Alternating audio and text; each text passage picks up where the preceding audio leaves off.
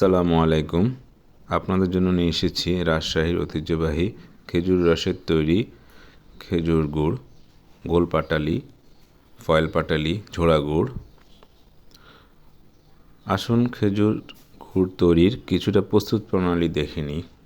এখানে দেখুন খেজুর রস, পিওর খেজুর রস জাল দেয়া হচ্ছে। জাল দেওয়ার কিছুটা মুহূর্ত, জাল দেওয়ার মুহূর্তে খেজুর রসের একটা সুন্দর স্মেল বের হচ্ছে।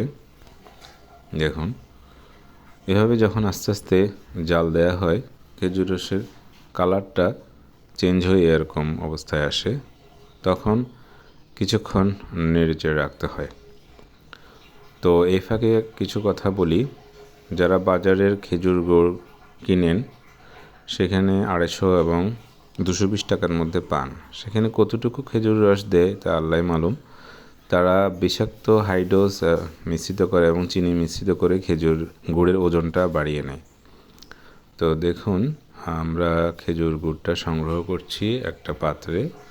সেখান থেকে আমরা বিভিন্ন ডাইজে ফেলে আমরা বাজারজাত করব। যেমন প্রথমে ফয়েল বক্স, দেখেন ফয়েল বক্সগুলাতে আমরা খেজুর গুড়গুলা ঢেলে রাখছি। এগুলো হচ্ছে 1 কেজির ফয়েল বক্স।